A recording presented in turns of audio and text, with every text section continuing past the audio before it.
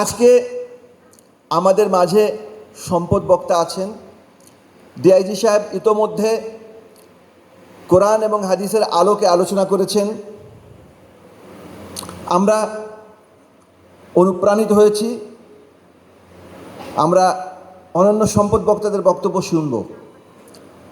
আজকে এই দিনটা শুধু আজকের দিন হিসাবে পালন করার জন্য নয়, আজকের যে স্পিরিটটা আমরা সারা বছর ক্যারি করব এবং মাদকের বিরুদ্ধে আমরা সোচ্চার হব, তীব্র প্রতিবাদ গড়ে তুলব, তীব্র আন্দোলন গড়ে তুলতে হবে। এটা একটা সামাজিক আন্দোলন।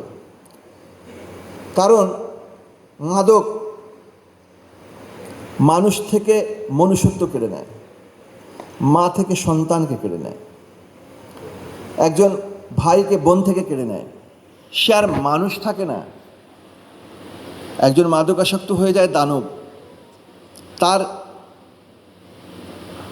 কোনো ব্যক্তিত্ব থাকে না, তার নিজস্ব চিন্তা চেতনা থাকে না, তাকে অসততা ভর করে। সে মাদক জোগাড় করার জন্য এমন হীন কোনো কাজ নেই যা সে করতে পারে না। কাজেই সে কী করে? বিভিন্ন ধরনের অসামাজিক কাজে লিপ্ত হয়। চুরি, ডাকাতি, পাচার, এমন কোনো কাজ নাই, এবং ইভেন হত্যা পর্যন্ত সংগঠিত হচ্ছে এই মাদকের জন্য। এই মাদকাসক্ত একজন পুলিশ অফিসার বাবা মাকে কিভাবে মেরে ফেললো আপনারা জানেন। মাদক আসক্ত সন্তান যার আছে তার মতো অভিশপ্ত পরিবার আর নাই। যার আছে সে জানে সকাল থেকে সন্ধ্যা পর্যন্ত তাকে চরম অনিশ্চয়তা এবং দুশ্চিন্তার মধ্যে সময় কাটে। লাঞ্ছিত হতে হয়, অন্য মানুষের কাছে ছোট হতে হয়, হেয় প্রতিপন্ন হতে হয়। কাজেই মাদকের বিষয়ে আমাদেরকে প্রথমে আসলে বেশি দরকার হলো প্রিভেনশনটা, প্রতিরোধটা।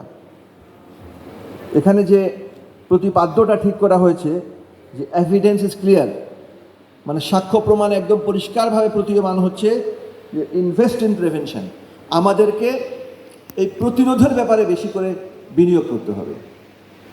আপনি চর থাপ্পড় মেরে জেলখানায় বন্দি করে ওকে মেরে ফেলেও আপনি মাদক থেকে তাকে সরাতে পারবেন না, যে পর্যন্ত তার মাইন্ডসেটটা চেঞ্জ না করা হয়। কাজে সে যাতে করে ও তার আসক্ত হতে না পারে সেই ব্যাপারে আমাদেরকে বেশি ইনভেস্ট করতে হবে, বেশি নজর দিতে হবে। আর হওয়ার পরে যেটা, যেমন ধরেন নিরাময় কেন্দ্র আছে, পুনর্বাসন কেন্দ্র আছে, এগুলো উপকার হয়, বাট এগুলো খুব কঠিন এবং অনেক সময় সাপেক্ষ। একবার আসক্ত হয়ে গেলে এই জগৎ থেকে তাকে ফিরিয়ে আনা খুব কঠিন ব্যাপার। আজকে আমাদের মাঝে যে সম্পদ বক্তারা আছেন তারা এই নিয়ে বিশদ আলোচনা করবেন।